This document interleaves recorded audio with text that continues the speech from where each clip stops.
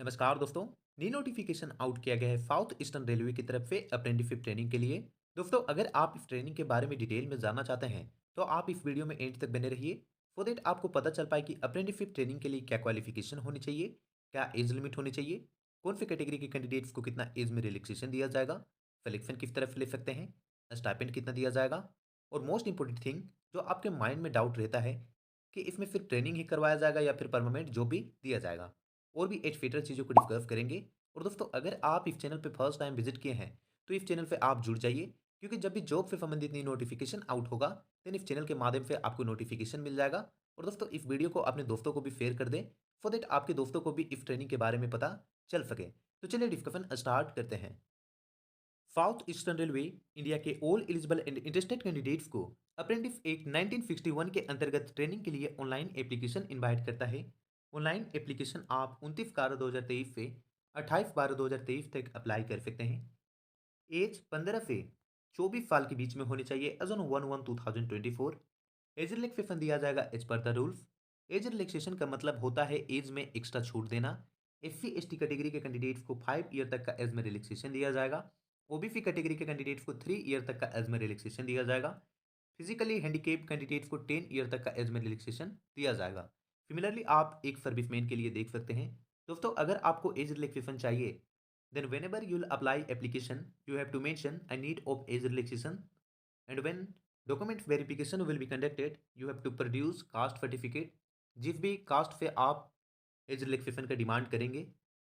अब दोस्तों, जानते हैं एजुकेशन क्वालिफिकेशन। देखिए, क्वालिफिकेशन कम से कम 10th पास होनी चाहिए या फिर 10+2 examination system with minimum 50% aggregate marks होने चाहिए, और ITI पास रिलेवेंट ट्रेड में होने चाहिए।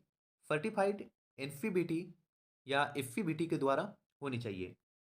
अब दोस्तों, जानते हैं मेडिकल फिटनेस के बारे में। तो देखिए दोस्तों, अप्रेंटिसशिप एक्ट 1961 और अप्रेंटिसशिप रूल्स 1992 के अनुसार जो प्रिस्क्राइब किया गया है उसके अनुसार आपको मेडिकल सर्टिफिकेट तैयार करना होगा और डॉक्यूमेंट वेरिफिकेशन के दौरान आपको प्रोड्यूस करना होगा।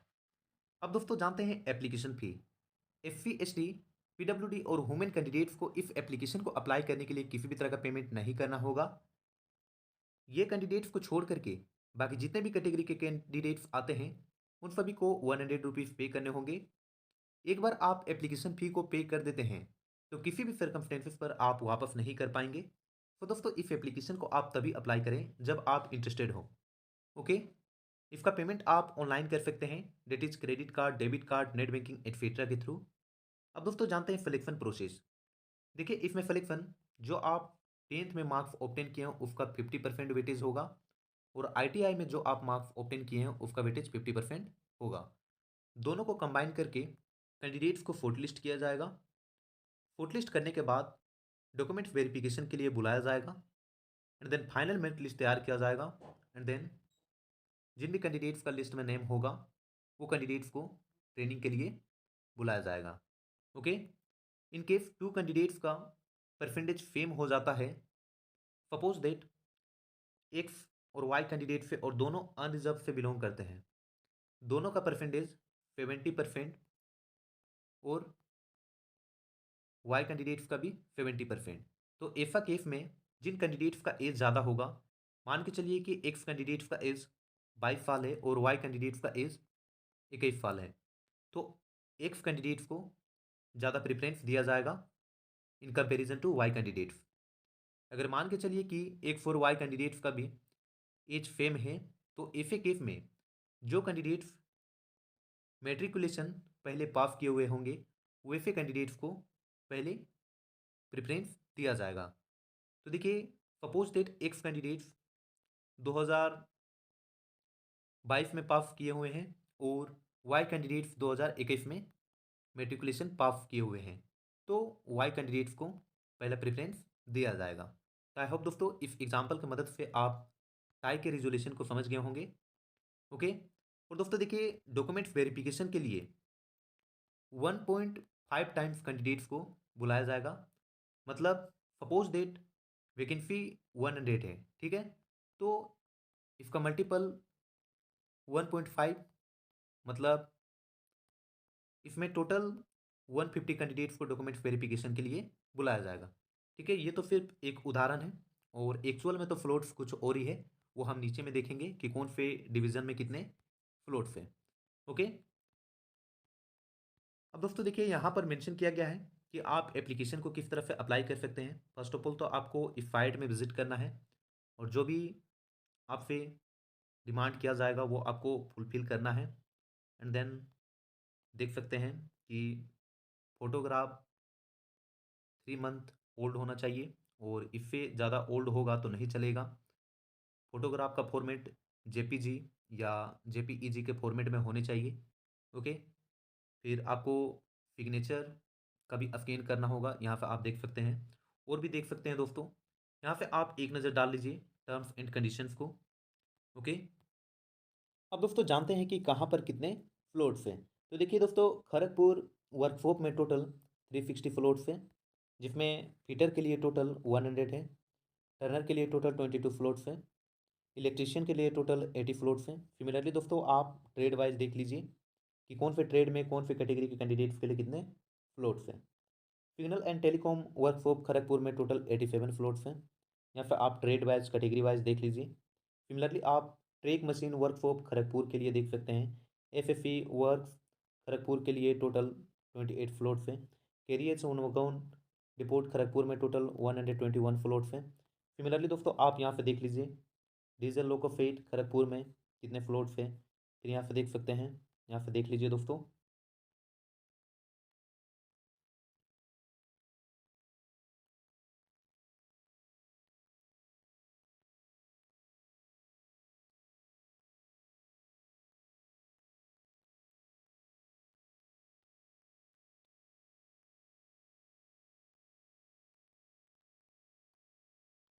अब दोस्तों देखिए, मेडिकल सर्टिफिकेट आपको इस फॉर्मेट में बनाना होगा। यहाँ पे आप देख लीजिए, मैं इसको रोटेट कर देता हूँ ताकि आप स्क्रीन शॉट ले सकें। फॉर्मेट में आपको बनाना होगा। यहाँ पर देख सकते हैं क्राइटेरिया भी मेंशन किया गया है कि ये क्या क्या कंडीशंस होनी चाहिए।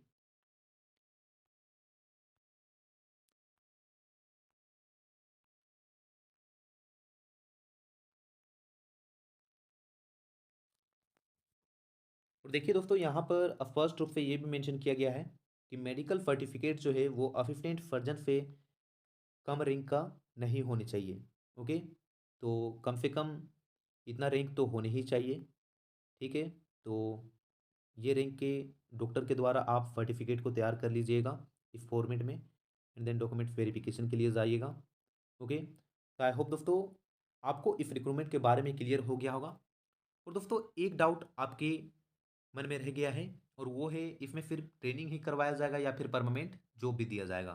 तो दोस्तों देखिए, इस नोटिफिकेशन में ऐसा कहीं पर भी नहीं मेंशन किया गया है कि आपको परमानेंट जॉब दिया जाएगा। तो दोस्तों देखिए, मेरा सजेशन है, अगर आप फ्री हैं और हाल ही में आपका आईटीआई कंप्लीट हुआ है तो दोस्तों आप इस ट्रेनिंग को कर लीजिए। देखिए, जो आप थ्योरी में पढ़े हैं वो आपको प्रैक्टिकल में इम्प्लीमेंट करने का मौका मिल जाएगा। तो ये एक आपके लिए अच्छा अपॉर्चुनिटी है। अगर आप अदर जॉब का प्रिपरेशन कर रहे हैं तो दोस्तों इसको आप छोड़ सकते हैं। और देखिए, इसमें स्टाइपेंड का बात रहा तो इसमें कहीं पर भी मेंशन नहीं किया गया है स्पष्ट रूप से। इसमें मेंशन किया गया कि अप्रेंटिस एक्ट 1961 के अंतर्गत जो एडमिसिबल होगा वो ही प्रोवाइड किया जाएगा। ठीक है, तो आप समझ लीजिए कि स्टाइपेंड 8,000 से 10,000 के बीच में हो सकता है। और दोस्तों देखिए, स्टाइपेंड के अलावा आपको और किसी भी तरह का बेनिफिट्स नहीं प्रोवाइड किया जाएगा। तो दोस्तों मेरा और एक सजेशन है, अगर आप ये सारे जोन्स के सामने रहते हैं, आस-पास में रहते हैं, तभी आप अप्लाई कीजिए। अदरवाइज़ आप इसको अप्लाई मत कीजिए क्योंकि आपका खर्च और बढ़ सकता है। रूम रेंट, खाना, ओके? तो ये सब और बढ़ सकता है। बाकी आपका इंडिविजुअल चॉइस है। तो आई होप दोस्तों इस रिक्रूटमेंट के बारे में आपको क्लियर हो गया होगा। फिर भी आपको किसी भी तरह का डाउट रहता है तो आप कमेंट करें, मैं आपके डाउट को रिजॉल्व करने का कोशिश करूँगा।